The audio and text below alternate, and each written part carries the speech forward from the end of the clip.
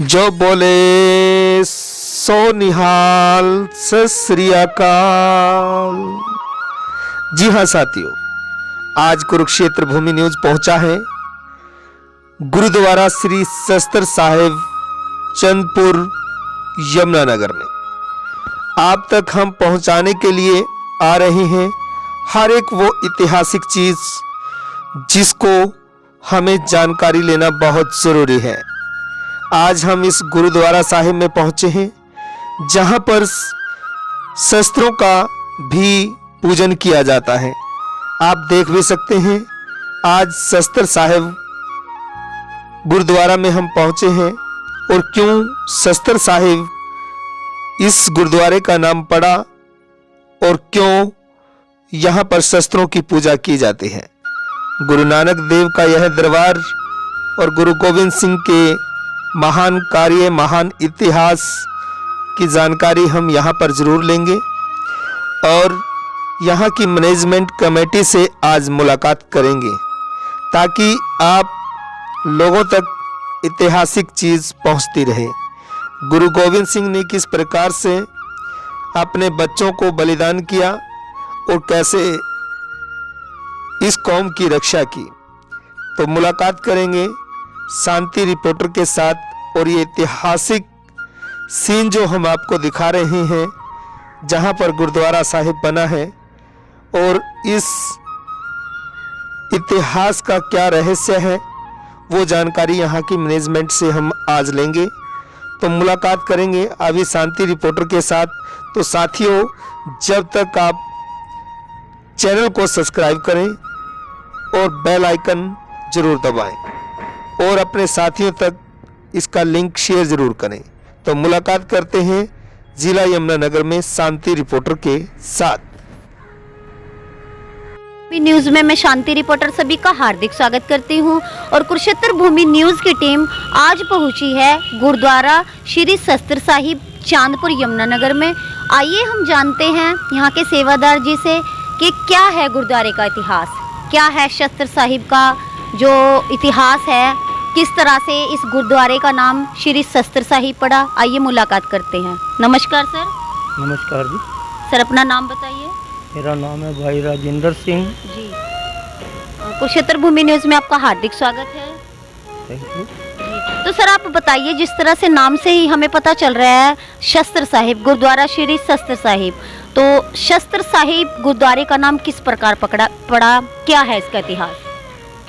ये गुरुद्वारा शस्त्र साहिब जब मैं यहाँ ड्यूटी पे आया शुरू में 22-23 साल हो गया मुझे यहाँ सेवा निभाते हुए, तो यहाँ की संगत ने मुझे बताया था कि जो बुजुर्ग पुराने थे कि यहाँ कोई महापुरुष आए, उन्होंने आके यहाँ पे बताया कि यहाँ पे तप वाली भूमि है, यहाँ शस्त्र दबे हुए हैं।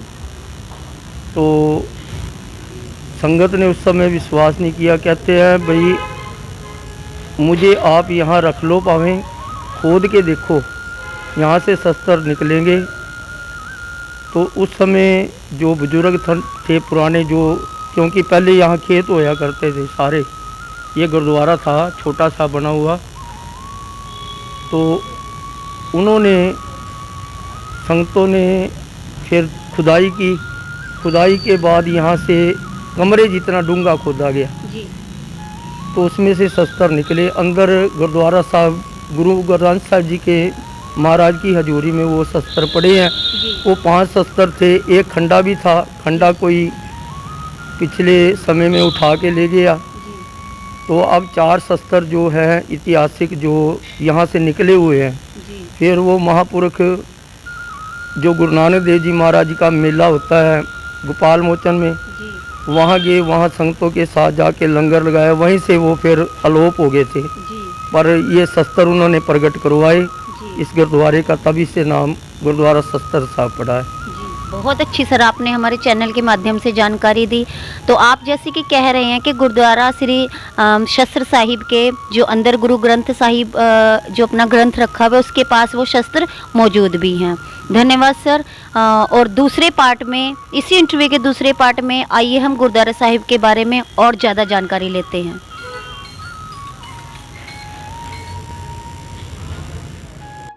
साहिब के दूसरे पार्ट में आइए हम जानकारी लेते हैं और जानते हैं कि इस गुरुद्वारे का इतिहास के बारे में तो जैसे कि हमारे पहले पार्ट में बताया गया है, अब दूसरे पार्ट में हम और भी इसके बारे में जानकारी लेते हैं।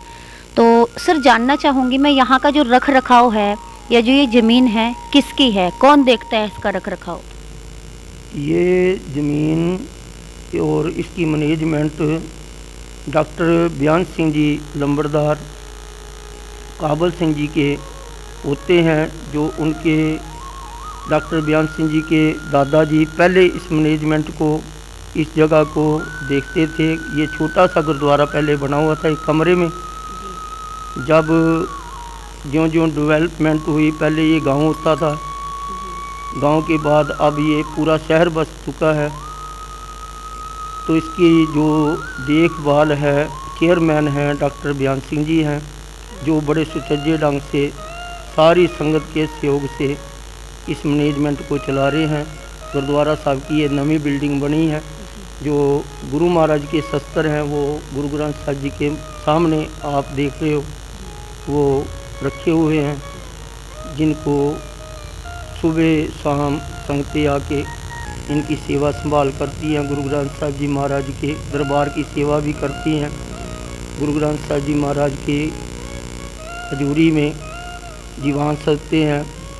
चौदास ग्रंथी की मुख्य सेवादार की ड्यूटी निभा रहा है। ग्रंथी, रागी, कीर्तन, ये सारी ड्यूटी दास कर रहा है।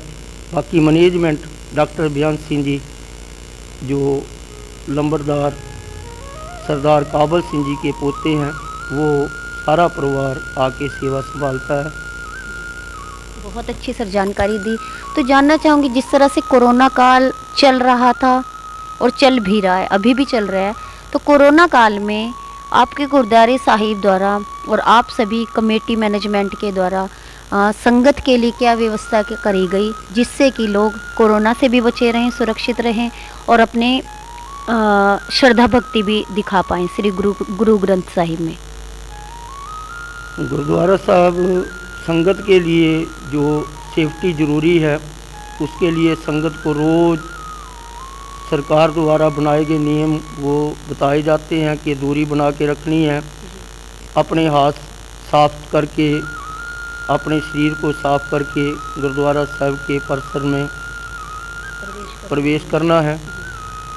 तो बाहर सैनिटाइजर वो मशीन भी लगी हुई है, जिससे वो मशीन से अपने हाथ साफ करके गुरुद्वारा साहब आते हैं।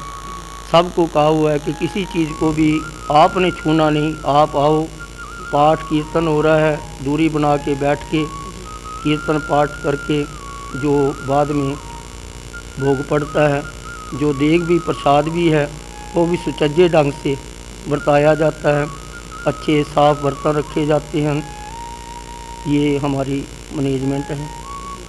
तो सर मैं जानना चाहूँगी, श्री गुरुद्वारे साहिब का विशेष क्या रहता है? जिस तरह से सभी का, मंदिरों का, मस्जिदों का, गुरुद्वारे साहिब का कुछ ना कुछ विशेष होता है, तो अपने गुरुद्वारे साहिब में विशेष कौन सा कार्यक्रम होता है? विशेष कार्यक्रम जो गुरु महाराज के गुरुपुरब, जो पुरब मनाए जाते हैं, हमारी 10 पातशाही हैं, 11वें धन श्री गुरु ग्रंथ साहब जी महाराज, जिनका ये दरबार है, इनके पुरब मनाए जाते हैं। जो भी दिन आता है दिन त्यौहार पे, वही जो गुरु घर की मर्यादा है, लंगर चलाने, प्रसाद बरताना, ये किया जाता है। तो लंगर की व्यवस्था कैसे रहती है? जैसे अभी तो कोरोना काल चला हुआ है, लंगर वगैरह पर जैसे अभी रोक लगी हुई है, वैसे क्या रहता है, आपका रूटीन क्या रहता है गुरुद्वारे साहिब का? देखो, आज गुरु नानक देव जी महाराज के पुरब चल रहे हैं, प्रभात फेरियाँ हमने बंद करी हुई हैं।